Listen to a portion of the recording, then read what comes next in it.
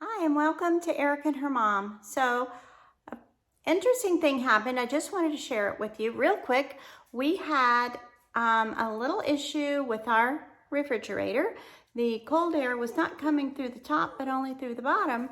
So we're having a repairman come today. So I decided this morning, well, what am I going to do this morning? And so I cleaned off all the magnets. Well, I cleaned the refrigerator. It wasn't, too dirty, so, but anyway, a nice wipe down with Windex. Anyway, so I started taking things down. Number one, this is a picture of how I want to paint my cabinets. So sort of an antique white color. And the island will be antique white with some gold leaf. So that's a future project.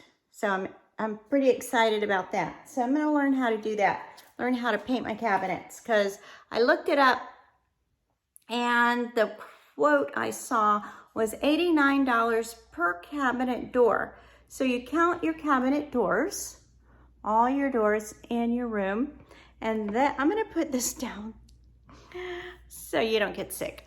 Anyway, so you count all your cabinet doors and you multiply that by $89, and that's the price of painting your whole kitchen.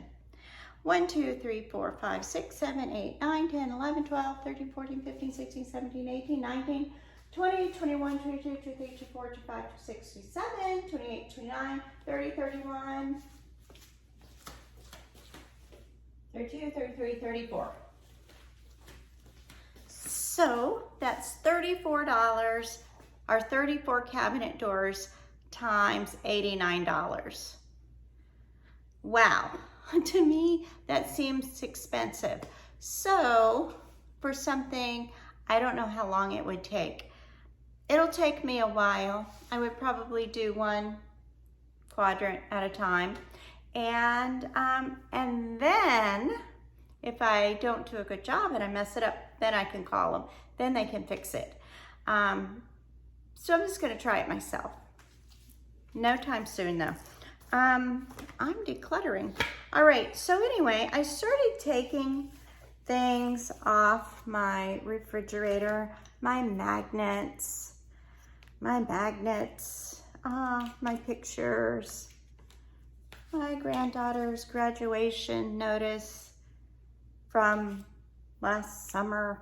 Anyway, so I got these things off, and I didn't have a ton of clutter up there, but I thought, wow, I think I like that. I think I like that decluttered look.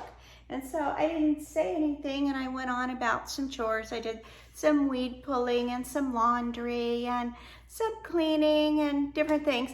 Then my husband came in because he's getting ready to go exercise. He goes, oh, he never notices anything. And he goes, oh, look at that. I like it like that. So actually I took everything off and I was gonna put it all back. But even when I saw it, I thought, hey, I think I like it cleaned off like that. So now I'm definitely going to leave it and go for a little while and see how long before I think I need to do it again. So the other thing, yeah, that's my Windex, because cleaning my refrigerator. Now it's got me rethinking my counters, and especially over here, this is kind of cluttered. But I use my knives. Where are they? I use my knives. I use my teaspoons, not for tea, but for coffee or other things. And all my utensils, my butters and my ghee. So I'm thinking, what would that be like if I cleaned that off? And I didn't have all this. And you know what? When I was a kid, we didn't have clutter everywhere. But I think at a certain point in time, let me put this down. At a certain point in time, we started gaining clutter for decoration. Every little nook, every little corner has to have decoration, has to have something floral, something porcelain, something glass, something metal. It can't just be an empty space. And so You know, who decided that? Was it people who make all those things? Is it designers who need to sell you a different design? It's like clothing. All of a sudden you wear this style clothing, so they have to make a new style so that you buy, like a car. You'll buy a car model and then it'll be the same for a few years and all of a sudden it changes. And you may have been the one who bought it right before it changed. And so now it looks like you're driving an older car than you really are. And so we have to rethink, what are we doing? Because we were influenced by someone else to have a certain look. So I'm rethinking a lot of things. I'm, rethinking world politics, of course. I'm just, everything that man creates is for a purpose, and that purpose is usually to benefit somebody. So I know that advertising, if you watch TV, the only reason it's available is because they're trying to influence you to think a certain way or to purchase a certain thing that you didn't know you needed till you saw it. So anyway, rethinking things through my own thoughts and trying to figure out, what are my thoughts? Because I've spent so many years thinking somebody else's thoughts, but being influenced them in such a subtle way that I didn't realize I'm thinking their thought and not mine.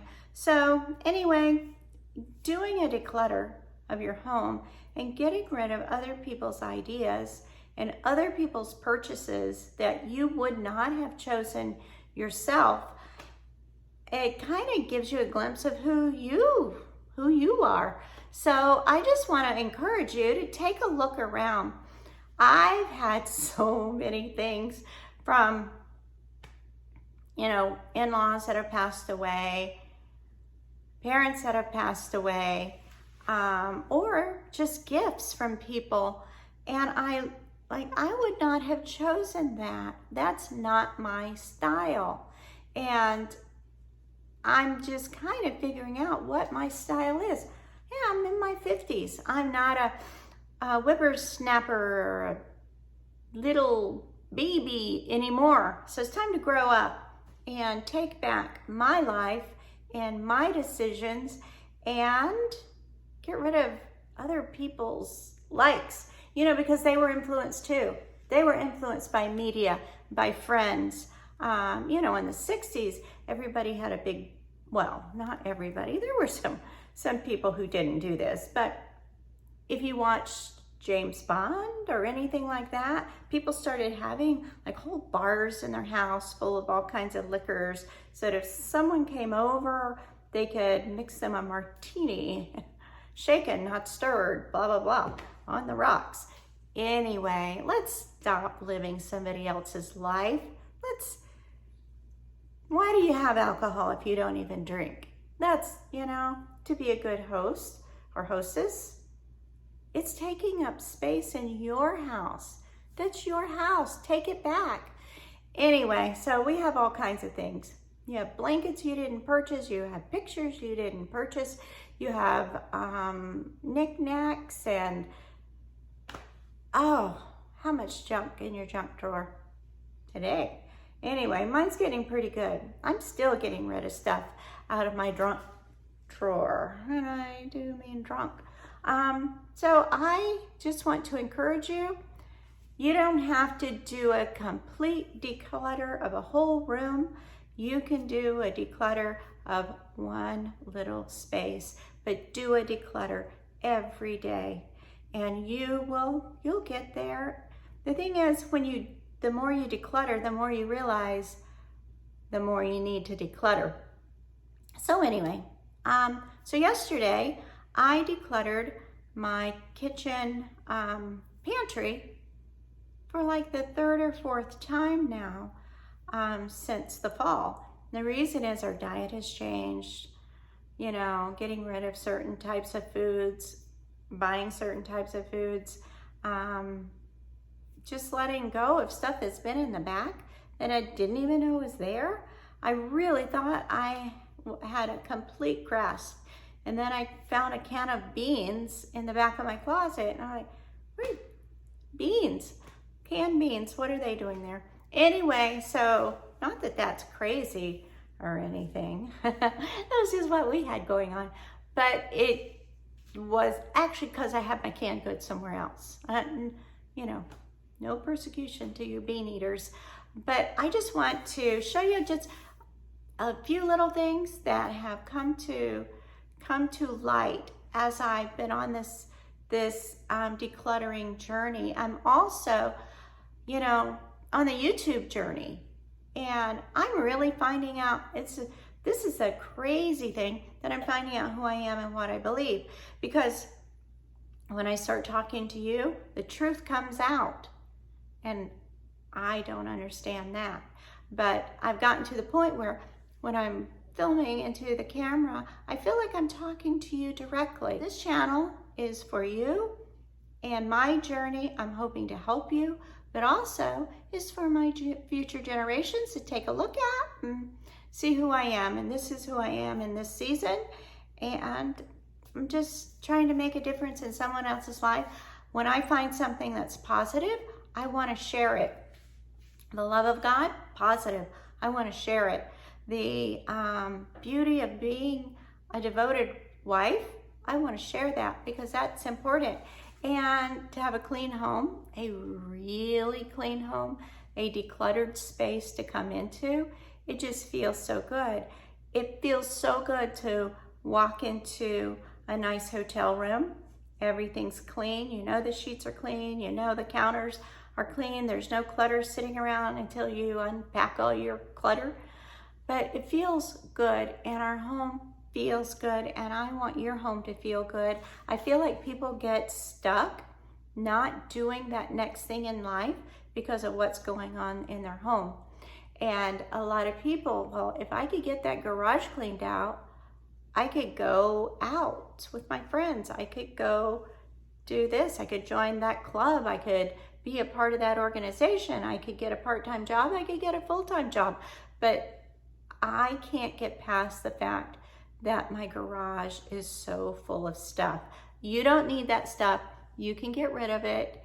You don't have to, you don't have to stay in the prison that doesn't have the cell bars so that you can see them, but you're still in the prison. You can't go out and do what you want to do.